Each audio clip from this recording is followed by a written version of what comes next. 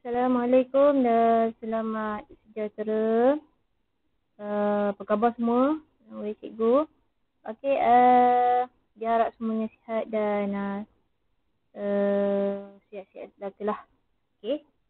Untuk hari ini kita akan membuat sedikit perbincangan berkaitan persediaan memulakan perniagaan. Okey.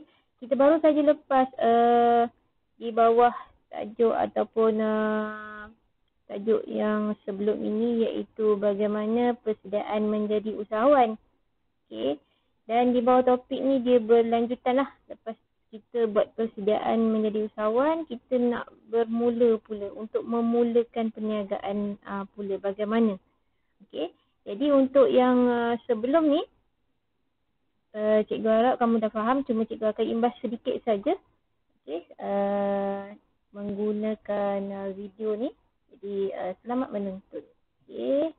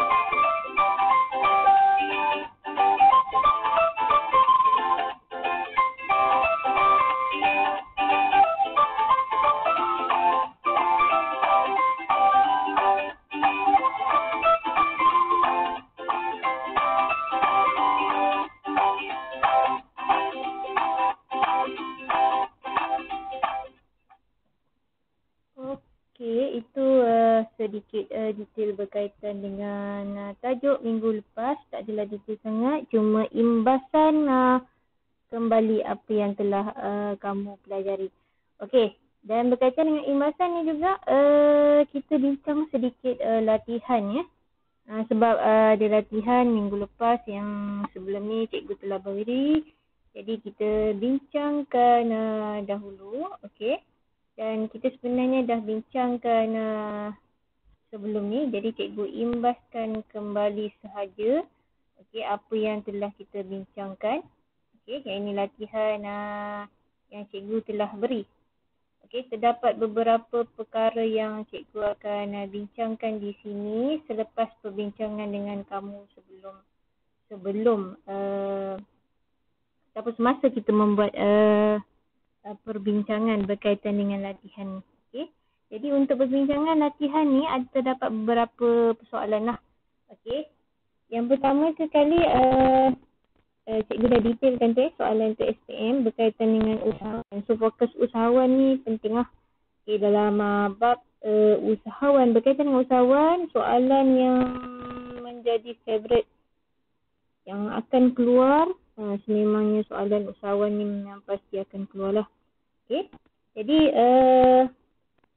sebagai persediaan juga untuk kamu, okey, jadi cikgu bincang sedikit, okey. So yang pertama sekali kita tengok kelebihan soalan A, kelebihan Encik Imran sebagai usahawan kepada masyarakat. Yang ini topik yang kita telah bincangkan sebelum ni, okey. Ini bagaimana kelebihan, okey. Soalan ni dia tanya pasal kelebihan, okey. Kelebihan Encik Imran. Okey, jadi cara nak jawab macam mana? Jelaskan kelebihan Encik Imran sebagai usahawan. Jadi kat sini cikgu dah tanda kawan kamu punya jawapan. Okey, yang paling penting dekat sini, okey, kamu tengok, okey. Cikgu dah tandakan sikit. Okey, yang penting kepala jawapan. So, kawan kamu ada sebut kelebihan usahawan kepada masyarakat ataupun kelebihan Encik Imran menjadi sebagai usahawan kepada masyarakat adalah, tak salah pendek ke panjang, kamu ambil daripada petikan soalan tu. Okay. Jadi yang pertama, kalau kamu tulis sebelum tu ada berapa markah? 3 markah kan? Okay, 3 markah. Apa kelebihan dia kepada masyarakat? Ini kita dah belajar. Pertama, untuk memenuhi keperluan dan kehendak masyarakat. Okey, so dapat 1 lah situ. Okey, so kalau kamu tulis memenuhi keperluan kepada masyarakat pun dah dapat 1. Okey, atau kamu kata memenuhi kehendak masyarakat. Tengok jenis barang tersebut. Okey, sekarang ni Encik Imran dia jual ikan bilis. Okey, ikan bilis Jadi memenuhi keperluan. So, kalau kamu tulis memenuhi keperluan dan kehendak masyarakat, so dikira kehendak tu dah kira ulangan lah. Okay, repeat. Okay, so yang tu dah cikgu dah tanda. So dapat 1 markah kat situ. Menjual pelbagai produk ikan bilis. Okay, menjual produk, pelbagai produk. Okay, pelbagai produk ni boleh lah. Okay, maksudnya kalau produk ikan bilis, tak semestinya ikan bilis je dijual. Contohnya dijual sambal ikan bilis ataupun dijual kerupuk ikan bilis tu kan. Okay, jadi dia boleh, itu kelebihan Encik Imran sebagai usahawan. Okay. Selain daripada ikan bilis dia lah yang dia ada, maknanya dia ada produk lain, sampingan yang lain. Okay. So yang itu pun dapat 1 markah. Okay, yang ini dapat 1 markah dapat 1 markah juga. Kemudian memudahkan masyarakat untuk membeli produk ikan bilis ataupun kamu kata Encik Imran dia jual ikan bilis. Okay. Dan menjual ikan bilis. Dapat 1 markah kat situ. Maknanya dia menjual ikan bilis. Kamu kena sebutkan juga. Okay. Selain daripada pelbagai produk ikan bilis tadi, maknanya kamu sebut juga berkaitan dengan apa yang dia jual. Okay. So, kamu kata menjual produk ikan bilis. So, diterima kat situ jawapan tersebut.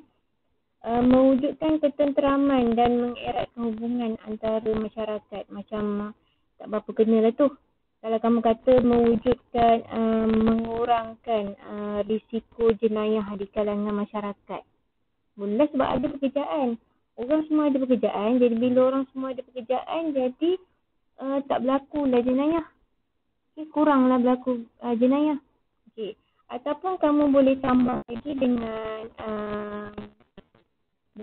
maknanya Encik Imran boleh memberi pekerjaan kepada masyarakat. Ialah bila dia sebagai usahawan, dia perlukan pekerja. Jadi pekerja tu dia ambil daripada di kalangan penduduk setempat. Jadi dia dah boleh meningkatkan pendapatan.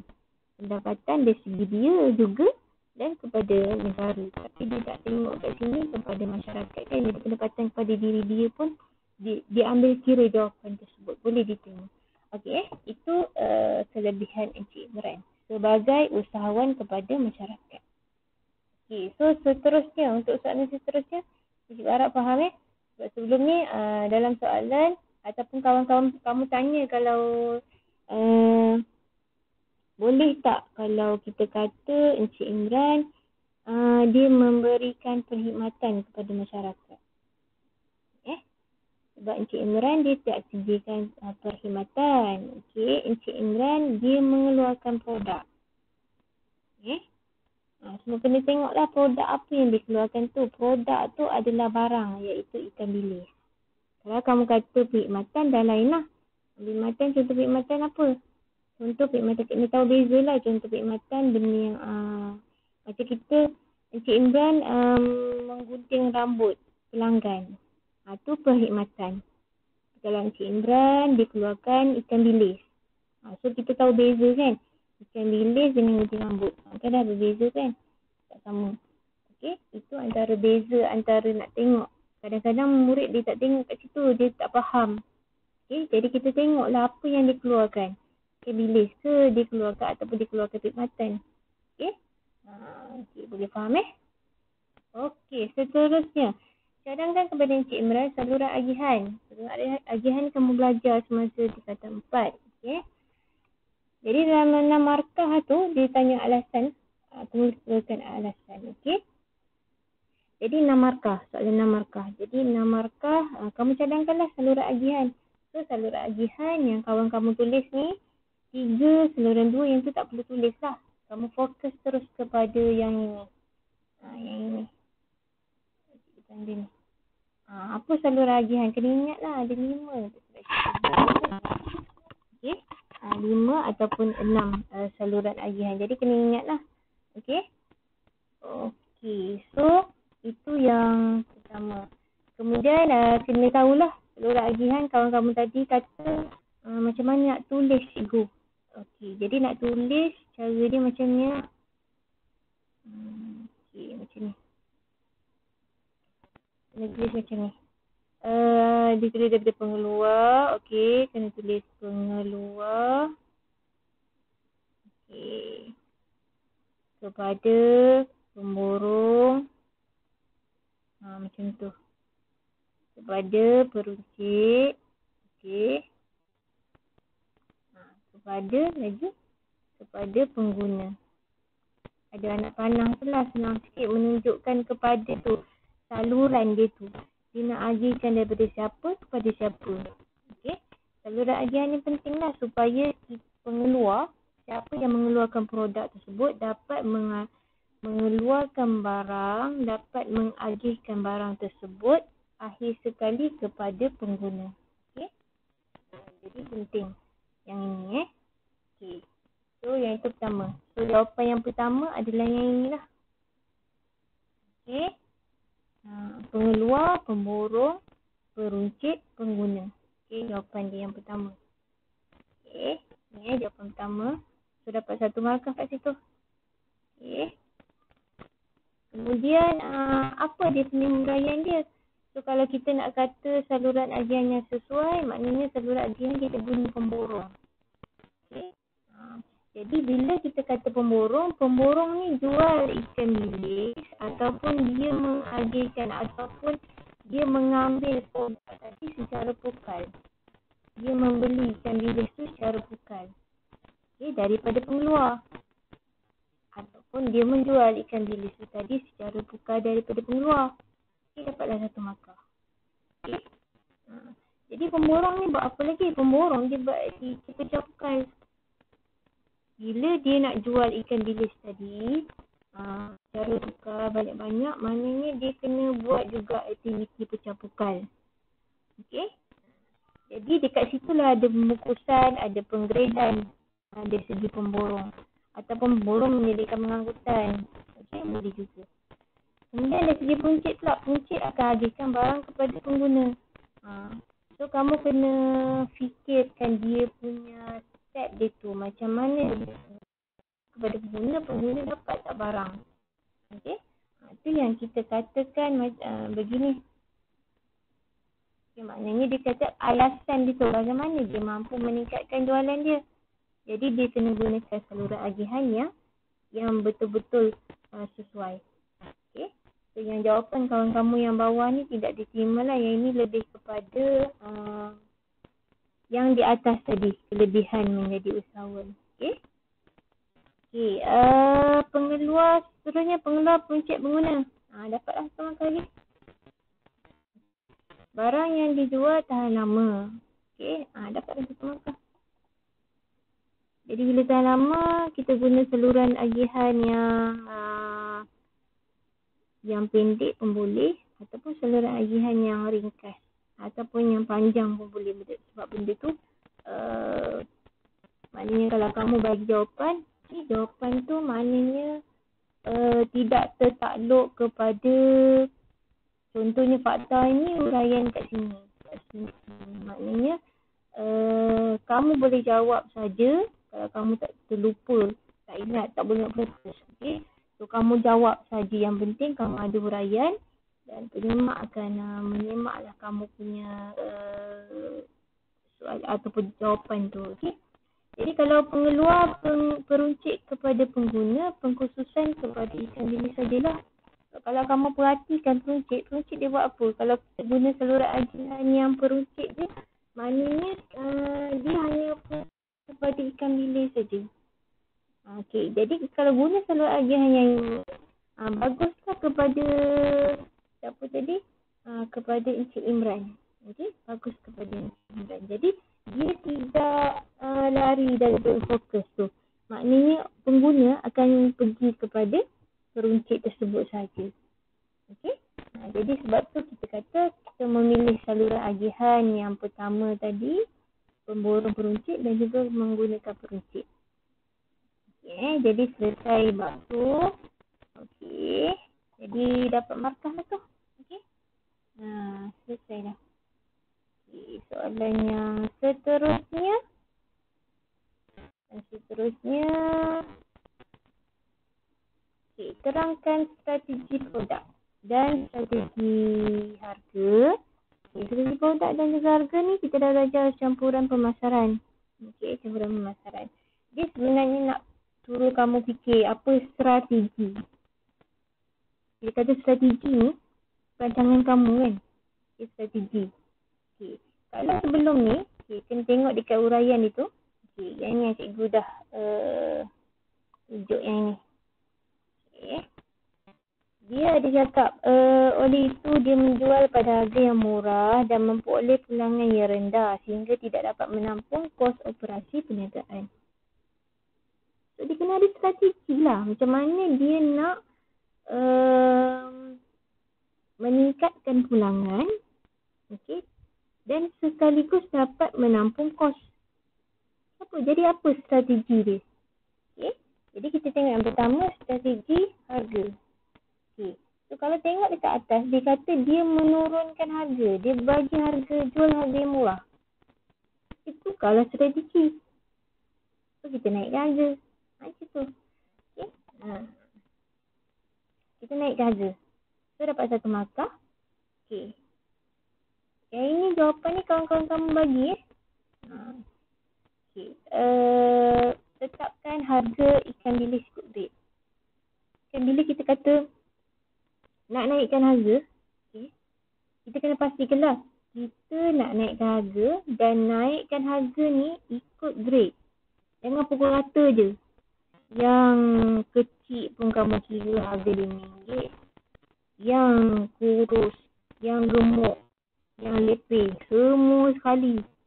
Ikan bilis grade A, B, C semua campur pakai pulung semua naik. Tak boleh. Okey, dia kena ada ikut grade lah. Kena ikut grade. Okey, sebab ikan bilis ni ada dia punya grade dia. Dia kena ikut grade. So, maknanya tetapkan harga tu. Okey, supaya mampu menampung kos operasi.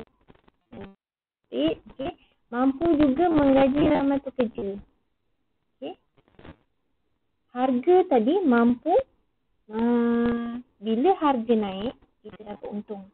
Bila dapat untung, kita mampu menggaji ramai pekerja. Sebab tu kena fikir tu apa efek dia, apa kesan dia. Okay. Itu dari segi harga. Okay. Macam mana produk pula? Jadi produk ni barang lah.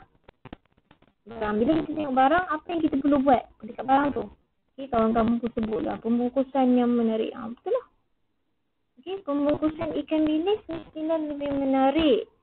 Kalau tidak orang tengok ikan bilis pun, aduhai, tepi bawah kotak, bawah kaki je. Orang nak beli pun nampak macam tak sedap lah, tak seronok kan. Okay. Jadi, yang paling penting pembungkusan ikan bilis tu lebih menarik. Warna-warni tu tak kisahlah. Yang penting, produk tadi fokus yang utama. Okay. Bungkusan ikan bilis lebih menarik. Kemudian pelbagaikan saiz bungkusan. Ni kan ikut saiz ni. Saiz harga sekilo. Harga setengah kilo. Harga 2 kilo. Ataupun harga RM1. Banyak mana. Harga RM2 banyak mana. Jadi ada pilihan lah. Pengguna boleh pilih. Okey. Jadi pelbagaikan saiz bungkusan. Okey, lagi kat produk ni. Kita nak cakap pasal sijil percetakan lah. Mesti ada. Baik beli. Kalau tak ada sijil halal contohnya, nak beli pun fikir kan. Nak beli tak nak. Okay. Mesti ada sijil beriktirafan tu. Ataupun bawah sijil beriktirafan ni macam kamu beli produk tu lah. Dia ada certified dia tu. Okey, jadi pengguna pun rasa yakin untuk membeli produk tersebut. Okey. Jadi habis berkaitan dengan strategi produk dan juga strategi harga serta soalan yang kamu jawab. Okey, jadi untuk bahagian ni selesailah. Okey. So kita teruskan dengan kita punya konsep yang perlu kita pelajari untuk hari ini. Okey. Jadi cikgu tunjuk sedikit apa yang perlu kita belajar hari ini. Okey, yang pertama cikgu besarkan sikit. Yang pertama, macam mana nak mengenal pasti akta berkaitan penubuhan. Okey, jadi untuk tajuk yang baru ni, bagaimana mengendalikan perniagaan. Okey, kita kena kenal pasti akta-akta berkaitan penubuhan perniagaan. Okey, akta ni. Dia kata orang kata akta ni kadang-kadang malas nak fikir kan. Okay, tapi sebenarnya akta ni tak banyak pun kita belajar. Sikit je. Okay, kedua, melaporkan peraturan dan kesan yang mempengaruhi persediaan memulakan perniagaan. Okay. Bagaimana kita nak melaporkan? Bagaimana kita nak melihat kesan? Okay.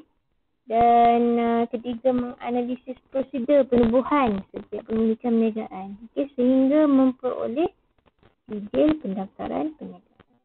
Jadi dalam bab ni sebenarnya ada kaitan dengan kehidupan kita. Kalau kamu tengok sendiri, nak baca akhbar, okay, bagaimana pengguna sering menjadi mangsa peniaga tidak beretika, okay, peniaga tanpa lesen kena tindakan. Ini sebahagian daripada dalam masyarakat lah.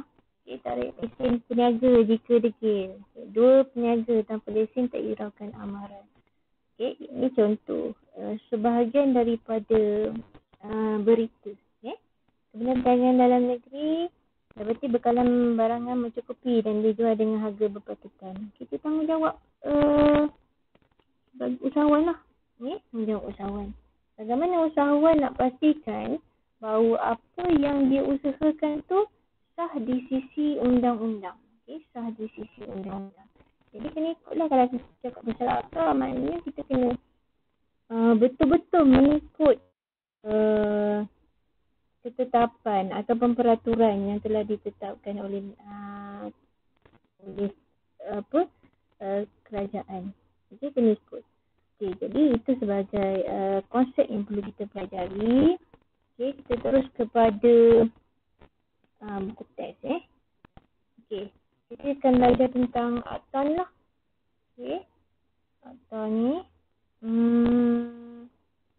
akta berkaitan entiti perniagaan, dokumen kita tak masuk lagi, dan juga pemasaran dan jualan kita tak masuk. Hari ni kita masuk yang depan-depannya dulu. Okey, berkaitan dengan akta ni.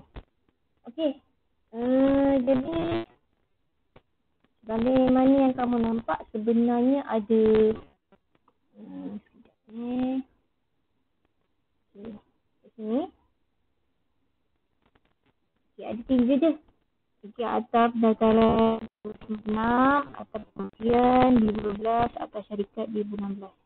Akta-akta ni berkaitan dengan bagaimana kita nak bila nak menubuhkan perniagaan tu, apa yang kita perlu buat. Okey. Okey.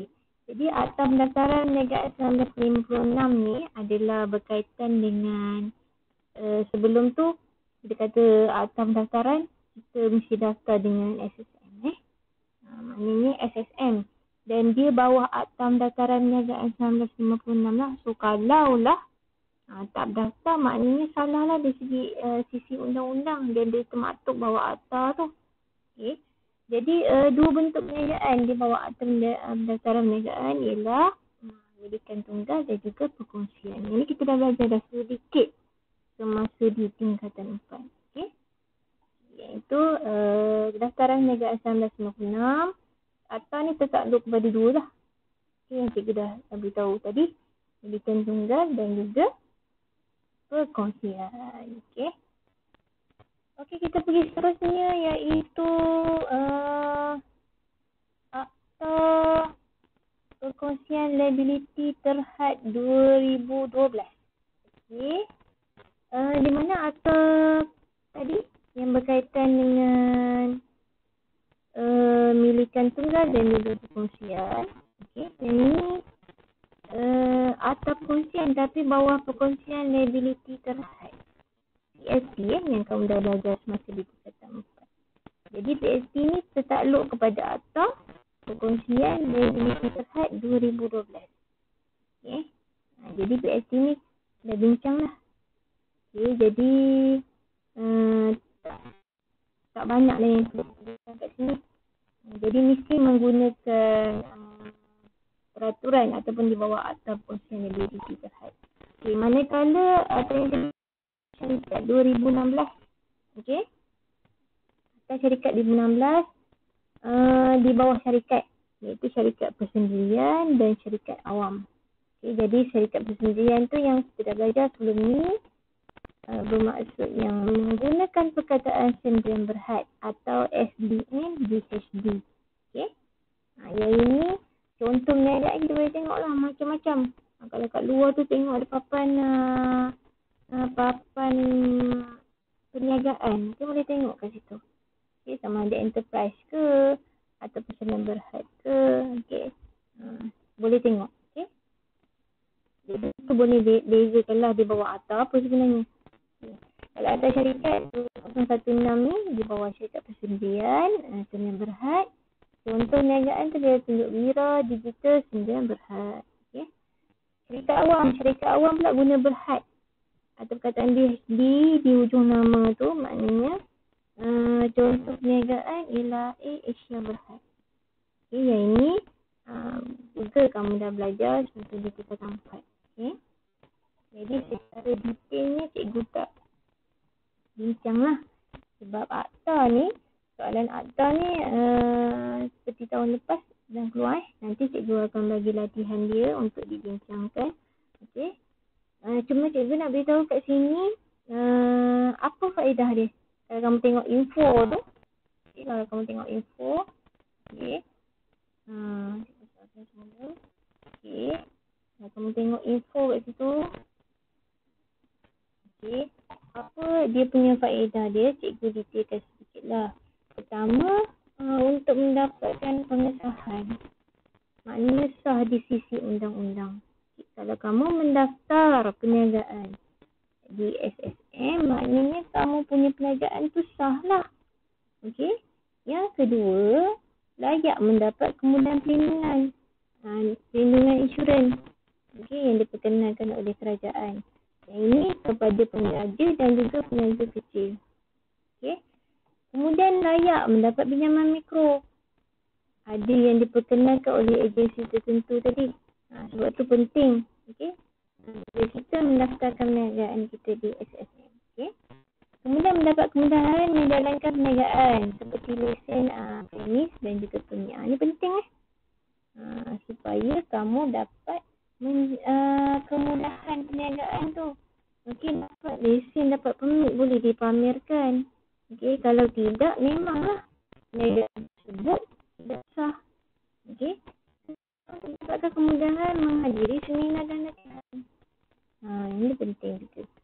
Okey, serta memudahkan kerajaan dan pihak berkuasa mendapatkan maklumat terkini. Yang ini pun penting.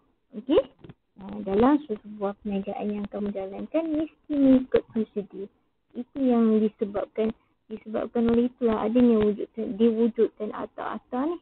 Okey, supaya dia memandu pihak usahawan supaya menjalankan perniagaan mengikut menulis undang-undang. Okey. Okey, settle akta. Boleh kita pergi seterusnya iaitu bagaimana nak kita daftar. Prosedur dia ada prosedur. Dia kata prosedur ni kita ikut langkah lah, step by step. Okey. Macam mana nak daftarkan perniagaan ni? Dia kan tunggal kalau kita bawah lah. Daftar ke bawah SSM kan. Jadi ikut step dia, step yang pertama mesti mendaftar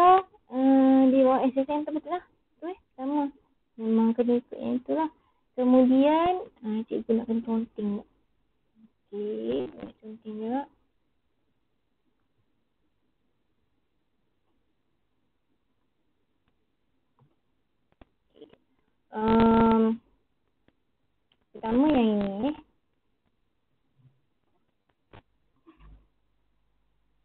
Pertama dia kata mendapatkan kelulusan nama perniagaan yang akan digunakan. Okey. Mesti mendapat kelulusan nama perniagaan yang akan digunakan. Okey, ini yang pertama. Okey, maknanya dalam mendapatkan kelulusan nama ni, okey, yang penting kena lengkapkan borang. Okey, kemudian bagi nama perniagaan. Okey, soalan ni dah pernah keluar dah. Dalam tahun sebelum ni dah pernah keluar. Jadi pertama, mesti mendapatkan kelulusan dahulu. Kelulusan nama perniagaan. Okey, yang pertama. Kalau kamu jawab ikut prosedur, okey, kalau dia cakap pasal prosedur tu mesti ada langkah lah. So langkah step pertama nak buat apa? Dapatkan kelulusan nama. Dengan cara lengkapkan borang. Dengan bagi 3 cadangan nama. Okey, bagi nama yang mempunyai nama sendiri. Nama dalam kad pengenalan adalah tidak perlu mendapat kelulusan nama dari SSM. Okey. Jadi kalau nak guna nama sendiri, memang fokus pada nama yang memang ada dalam IC tu. Jadi tak perlulah kita dapat kelulusan nama dari SSM. Okey. Tapi kalau kita nak nama kita nama branded, kan? Nama brand, ikut brand, okey. Jadi yang itu kita kena lengkapkan borang. Okey, faham Okey, yang itu yang pertama. Yang seterusnya. Okey, isi borang pendaftaran perniagaan. Okey. Isi borang pendaftaran perniagaan. Ataupun kalau kamu cakap isi borang A, dah dapat markah. Okey. Borang A. Jadi dalam borang A ni kena isi maklumat lah. Okey. Jadi pemilik perlu mengemukakan permohonan kepada SSM. Okey, itu saja. Itu saja. Okey. Senang je kan? Okey. Okey. Jadi itu berkaitan dengan prosedur. Okey. Berkaitan dengan prosedur. Okey. Yang seterusnya. Okey. Untuk yang seterusnya, kita tengok pula bagaimana dah selesai. Pendidikan tunggal dah selesai. Okay, yang ini prosedur pendaftaran perkongsian. Okey, perkongsian. Pendaftaran perkongsian dengan mereka telah sama lah kan? Okey. Okey, jadi sama. Ni dia dah cakap kat sini sama. Seperti pendaftaran milikan tunggal. Okey, sama je. Tadi ada 2 step tadi. Tapi 2 step tu ikutlah. Kita buat apa.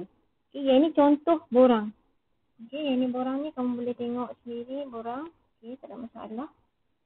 Okey. Okey, yang ini untuk pemadanan syarikat persendirian. Jadi kita dah cakap tadi. Sebenarnya berhad tu kan. Okey, yang ini. Okey. Maknanya mula dengan permohonan carian nama syarikat kepada SSM. Kemudian permohonan pemadanan syarikat gunakan borang list. Okey. Soalan sebelum-sebelum ni fokus kepada milikan tunggal dan perkongsian soalan STM. Yang ni belum keluar lagi lah. Tak tahu lah kalau keluar tahun ni, tak pastilah.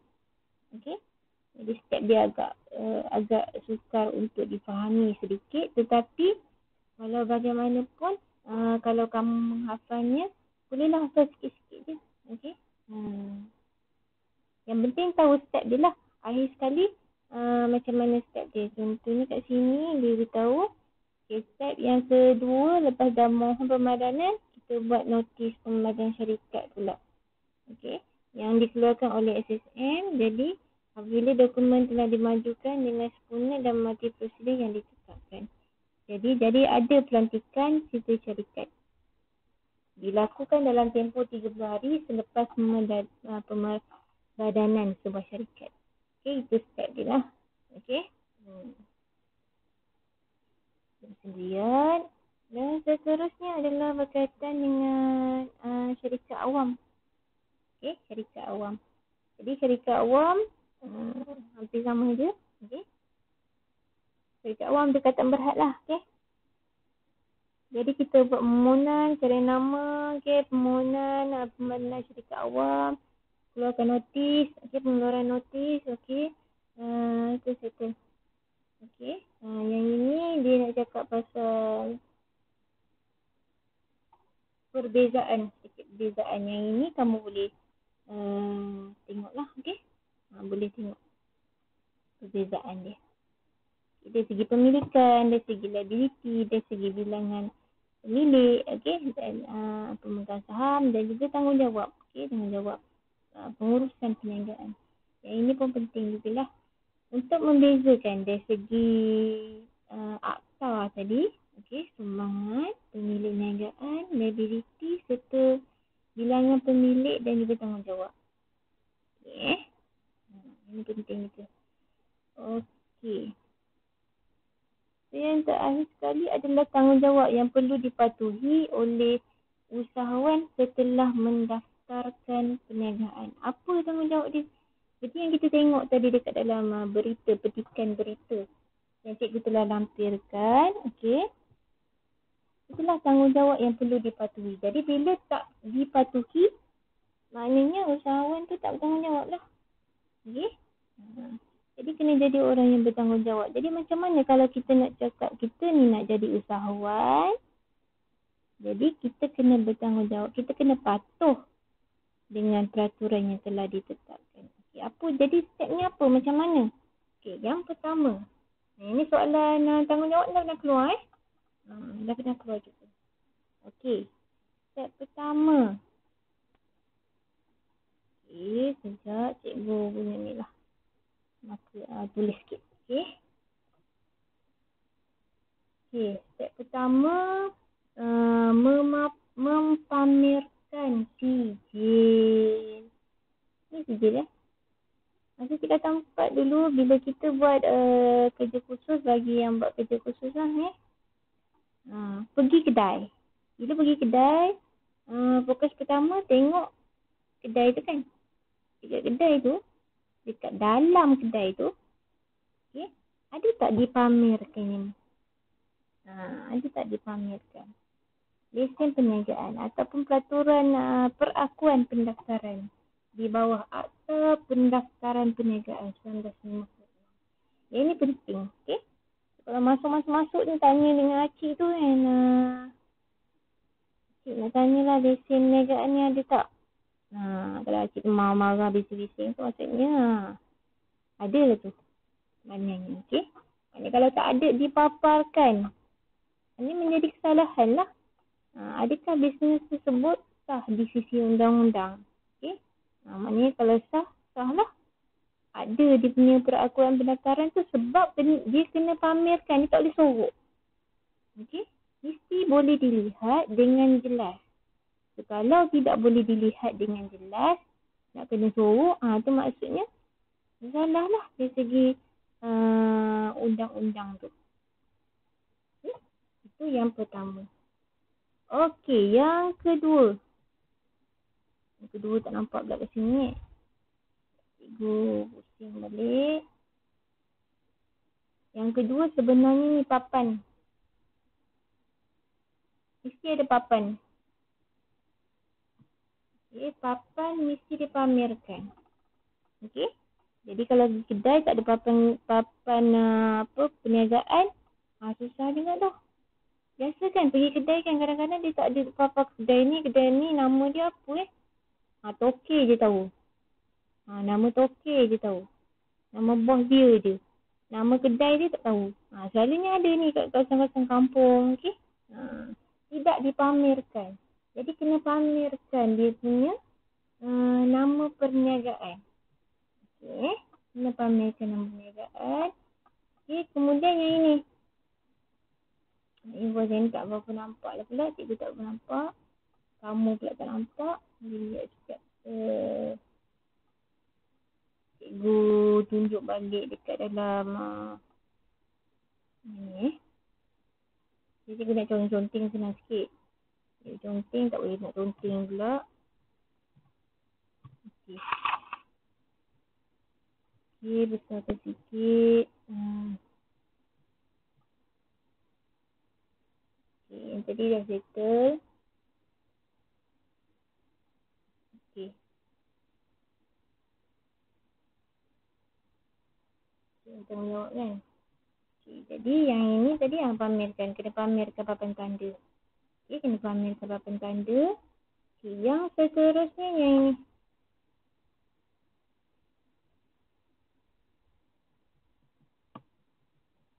Nama dan nombor pendaftaran perniagaan tertera pada dokumen rasmi perniagaan seperti resit, invoice dan juga nota serahan. Contohnya nama kedai tu kedai Pak Abu dan Hamid. Jadi kena ada nama dan nombor pendaftaran dia tu pada dokumen dia. Dokumen rasmi dia tu. Okey, seterusnya kena perbarui sijil perakuan. Okey, kena perbarui sijil perakuan pendaftaran perniagaan bila masa sebelum 30 hari selepas badanan sebuah syarikat. Maknanya dah ditubuhkan syarikat tadi. So, kena perbarui sijil. Okey. Kemudian daftarkan perubahan maklumat perniagaan. Okey. Yang ni nanti sekejap Untuk mendaftarkan perubahan maklumat, contohnya perubahan maklumat ni kat sini. Contoh alamat dah pindah. Kena beritahu. Jenis perniagaan, contoh dah tukar daripada milikan tunggal jadi perkongsian. Kena beritahu. Alamat cawangan dah tukar pun kena beritahu. Maklumat pemilik atau rakan kongsi, contohnya pemilik dah meninggal dunia. Kena dah. Ataupun pemilik dah kahwin, bujang dah kahwin. Okay, so kena buat perubahan tu. Kena daftarkan perubahan maklumat. Okay. Penamatan. Ini menamatkan pendaftaran perniagaan tempoh 30 hari dari tarikh penamatan perniagaan. Menamatkan, kena tamatkanlah pendaftaran perniagaan tu. Dari tarikh penamatan perniagaan. Penamatan ni mesti ada sebabnya. Okay. Yang pertama sebab berhenti berniaga. Jadi kena tamatkan. Dah berhenti berniaga lepas tu berapa tak tahu je kan. Tak boleh lah. Contoh bankrupt pula. Berlaku kematian. Pemilik meninggal dunia. Jadi kena tamatkan. Okay, pendaftaran. Ataupun perintah mahkamah. Mahkamah isytiharkan bahawa perniagaan ni tak boleh dijalankan. Salah di sisi undang-undang. Jadi kena tamatkan pendaftaran perniagaan. Okay. Jadi selesailah kita untuk 3 topik yang harus dibincangkan hari ini. So, kita dah selesai. Jadi untuk hari ini itu saja. InsyaAllah kita akan buat bincangan yang lain untuk topik yang lain. Dan berkaitan dengan latihan yang kita akan bincang, kita ikut step by step cikgu. Jadi jangan lupa, insyaAllah kita akan jumpa lagi pada masa akan datang. Bye.